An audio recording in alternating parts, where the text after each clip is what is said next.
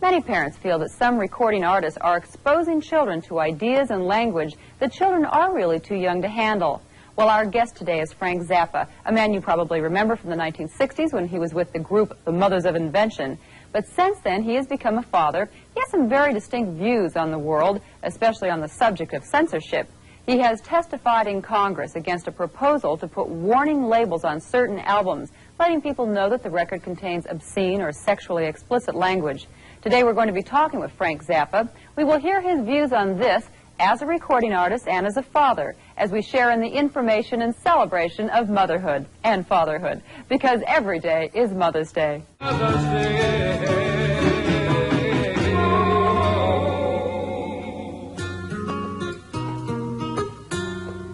Hi, I'm Joan London.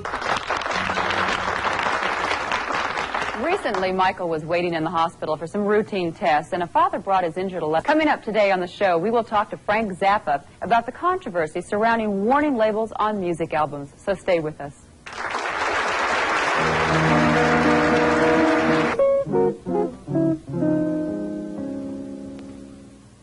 My next guest has been making music for 20 years. These days, he's also making news. Frank Zappa is an outspoken opponent of a group that wants to have warning labels put on certain record albums so that parents can protect their children from hearing certain lyrics. But Frank, the father of 4, doesn't believe that's the best way to help our kids. And please welcome Frank Zappa.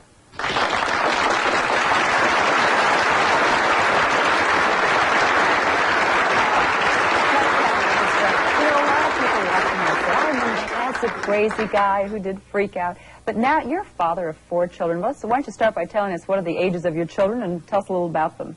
The ages are 18, 16, 12, and 6. Oh, you have your hands full? Mm-hmm. Okay, 18 years old. That's Moon Unit, right? Right. And what is she doing? Well, she has been on this television show called Fast Times at Ridgemont High. She was hired as a consultant first to help them figure out how teenagers talk. She really, that's what she was supposed to go out and come back and tell the writers. They would say, now, what are the latest words to call somebody fat? And she would go out and she would research and come back and tell the writers and put it in the show. So then they put her in as a minor character in 7 of their episodes. She plays a girl named Barbara DeVilbiss. I'm just dying to know, do you know any of the words she came up with for fat? No, I didn't. What did you, I'm not. I try to keep up with how they're talking these days. It's sometimes hard. Okay, and also now Dweezil, he's getting into the industry too. Yeah, Dweezil wants to be an actor. He started off wanting to be a baseball player, and then he changed to guitar, and he's making an album now. But he has an agent, and he's with ICM, and they've sent him out on a number of television shows and movies, and he's got one line in Pretty in Pink. Mm-hmm. But I think that has a lot to do with the fact that at that time Molly Ringwald was his girlfriend. So hey, get Dweezil in the movie.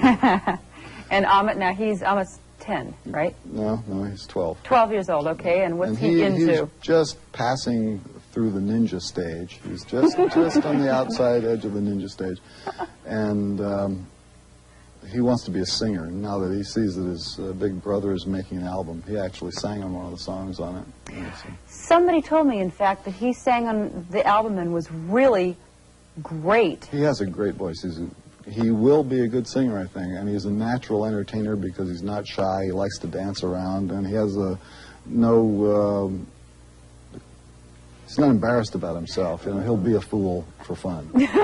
But what are the dynamics there when, older brother brings little brother in, let's give him a song on the record, and all of a sudden little brother's great? It wasn't quite like that. Okay. Dweezil didn't really say, let's get the little brother in to sing. Dweezil is a really great guitar player, and at the time that the basic tracks of the album were done, it came time to do the vocals, and Dweezil hadn't been singing too much, so I didn't know whether or not he could actually cut it. Turns out that he does have a good voice, and he sung on most of the songs on the record and pulled it off, but one of the ones was out of his range, and happened to be in the range that Amit could sing. So he sang that.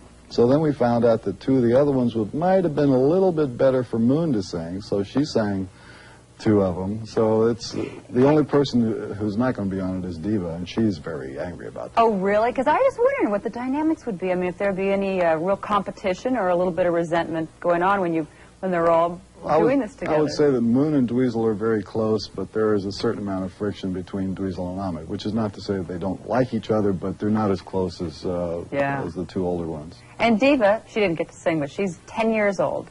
No, Diva is 6. Okay. Diva is 6. And she will eventually get to be on somebody's record because she's not shy either. She's looking toward show business. A little born performer? Yeah. Can I just ask you, I mean, everyone would kill me if I didn't ask you, why did you name them unusual names? Well, Diva, the name Diva refers to a lead opera singer. And when she was born, she was the loudest baby there. And I said, you know, that's the good name for her.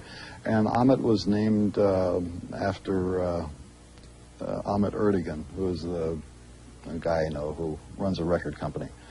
And Dweezil, that name was different. That's a made-up name. And my wife has a little stunted toe, which was nicknamed Dweezil at one time. And it was so cute.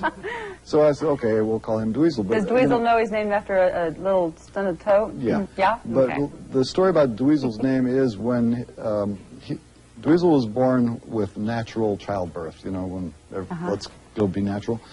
So the hospital that would allow you to have natural childbirth had some very strange ideas about what you could name children. And when I took my wife in to have the baby, what's the baby's name going to be, filling out the form, they begged her not to call this child Dweezil. I mean, it's like, we're not going to let you have the baby if you're going to call it that. Furthermore, they demanded to know what religion we were. And all this is a prerequisite to entering this hospital. It was very strange, and it was a last-minute thing. So the answer to the two questions were, in the religious category, my wife wrote musician. And as far as the name went, at that point, I rattled off the names of 4 of the guys who were in my band at that time. Ian, Donald, Calvin, Euclid. And that's the name that went on the birth certificate. But we knew we were going to call him Dweezil. So for years, his legal name was Ian, Donald, Calvin, Euclid, Zappa. No. But we had always called him Dweezil. When he got to be about 7 years old and realized that the hospital had forced us into this compromising position, demanded to have his name legally changed to Dweezil. We hired a lawyer, had it done. His name is Dweezil Zappa. He wanted it, he's got it. It's on the documents now.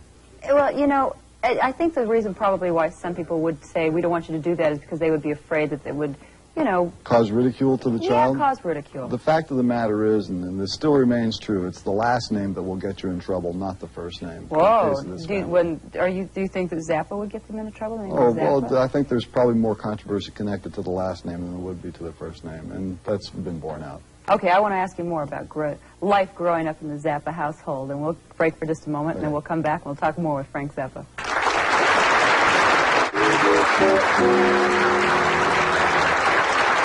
We are back now talking with Frank Zappa. You've been quoted as saying that you're probably a lot more conservative than the people who watch you on TV right now. Probably. You said, I should worry more about my kids going over to someone else's house rather than them worrying about their kids coming to my house. That's true, because especially where we live in Hollywood, the use of drugs in people's homes is something to be concerned about. We don't have any in our house, and I don't like the idea of the possibility of my kids going over to somebody else. You know, you meet a kid in school, it's a nice little kid, you don't know what their parents are doing or what's going on at the house. And that, to me, is of more concern than somebody sending their kid over to my house to play. Drugs are obviously one of the big concerns. Another thing that a lot of parents are concerned about these days, as you well know, are the lyrics that are in rock records now. You've taken off all the outlandish stuff, you put on your suit, you went in front of Congress, and you said, I don't want this to happen.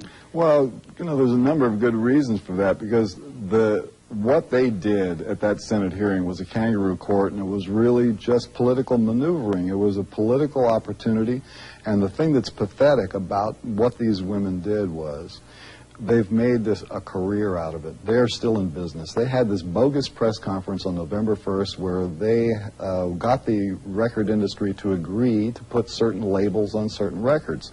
But the agreement has no teeth. The agreement says that parents will have no role in determining what is explicit, that those artists who have control over their album covers are free to ignore the understanding. So it's full of holes. There's no way they're going to get a uniform rating system or a warning system on there. It just will not be adhered to. The other thing is that they have mentioned that they're going to stay in business for another year to monitor compliance with the agreement. They've moved to larger offices in Virginia. I still get all of their fundraising and propaganda stuff in the mail. what they're going to do is sometime around election time in November, they're going to make some more noise. This is all right. Well, forgetting politics. how they're going about it, though, what about the actual issue? I mean, you know, we have our movies are rated. I mean, we can see what's in a can of soup. We can see what's in our medicines. Yeah. Why shouldn't parents be able to see what's in? I mean, if you don't want your kid to go to a movie that's got explicit material in it, it's rated R, and they can't get in without your permission. What about a record? As far as words go, you remember the one, sticks and stones may break my bones, but words will never hurt me? Yeah. The premise that they have based the complaint on is that if a person hears a song about something, it is going to generate antisocial behavior. And they've carried this to such a ridiculous extreme to suggest that the hearing of a song that mentions suicide will make you kill yourself. The hearing of a song that talks about violent activity will engender violent activity. And some people have gone so far as to say that music causes murder. And there's a law that they're trying to put on the books in the state of Maryland, which I'm going to go down to fight on Tuesday, where the woman who has put this forth to the House of Delegates states that rock music is the single greatest cause of incest in the home. Where are these people getting these statistics?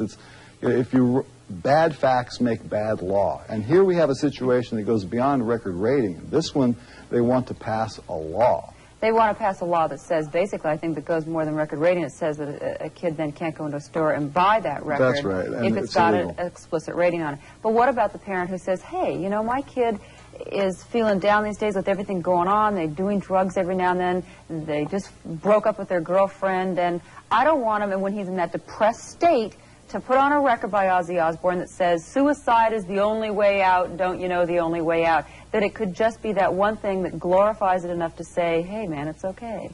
That's the concern of parents. Where do you draw the line? Where do you let parents have a little That responsibility belongs in the home, not in the hands of government, not in the hands of committees, not in the hands of anybody outside of your home. It's a matter of individual choice, and it's your responsibility. If your child is depressed and you think your child wants to commit suicide, no amount of record rating or labeling is going to help that child. But you say that this choice is in the home, but right. But we have to let the parents have some way to make that choice. And if how about just listening to the record? Records. Listen to the record and decide for yourself. Working parents today, Frank.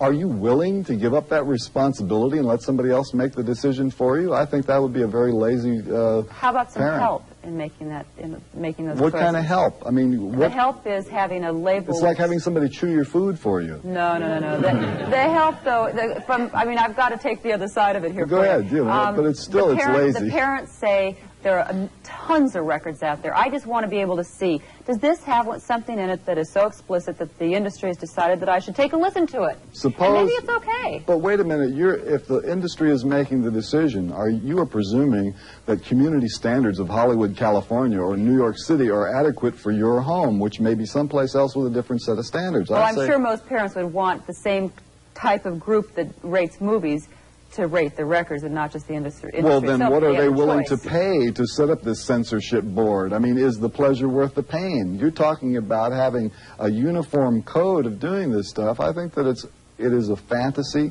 You know, you're spending money and spinning your wheels over something that really does not deliver the type of social evil that has been talked about. The terror that has been raised on this simply doesn't exist. Okay, I'm sure we have some questions from our audience out here. We're going to break for a minute. We'll have some questions from our studio audience, so don't go away. We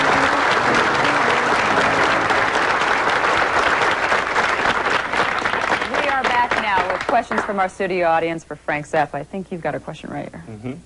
Mr. Zappa, since we're not talking about banning, but just labeling, what's the danger? Since we do get ingredients on foods and so on, where do you see this leading? Well, if you get a bad ingredient in your food, or you get something that might be harmful to your health, I could see that. But I don't think that any literary material will be harmful to your health. They're talking about words, protecting you from words, and I just don't think that there's any reason to protect you from words. But Mr. Zappa, we have doctors on this show all the time that will tell you that teenagers are going through a very depressed, emotional time. They can really get down. They're still children, really, in many, many ways. And that, I think, is why parents want to protect them from anything that might, harm them. Then those parents should rethink their position, and also those doctors should too, because I've heard some of this medical testimony, and I don't buy it. I've also heard some conflicting medical testimony, including one from a psychiatrist in Canada, who I did a show with, made an interesting observation. Those parents who try to look and act young and do young things like listen to rock music with their kids tend to drive their children toward more extreme forms of rock music. In other words, with the trend toward being a swinging young parent these days, when you sit and listen to rock music at home, your kids do not want to listen to your kind of rock music. They don't want to be like you. They want to be different. And so as you try and act like the young, cool person, you are sending your children into So what do we Leatherland. do? I mean, we live in an imperfect world. The kids are, and let's face it, you don't think teenagers are emotional? Of course they are, but let's be realistic about what words do. If we are to live in fear of words, well, you might as well just throw the Constitution away. All right, we have another question here. I was going to ask you, though, wouldn't you agree that the teenagers in an emotional state, though, could be affected negatively by a rock record of some kind, something that says suicide's the way out or something like that? Well, I think teenagers are affected in different ways by different types of stimuli, and if you say that a person could experience a negative effect, who is to say that what they hear on a rock record is more or less affecting than what they see on the news or see from example of the way their parents conduct themselves? That's the depressing thing to a kid, I think.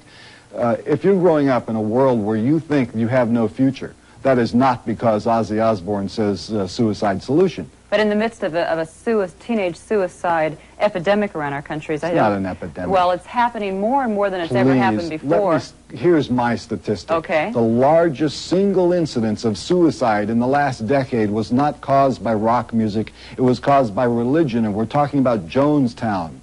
More people die as a result of having that kind of strange religious influence on them than will ever die from any rock and roll or other kind of That's another record. program at another time. Yeah, but if you talk an epidemic of suicide, there was how many people died at Jonestown? No Ozzy Osbourne there.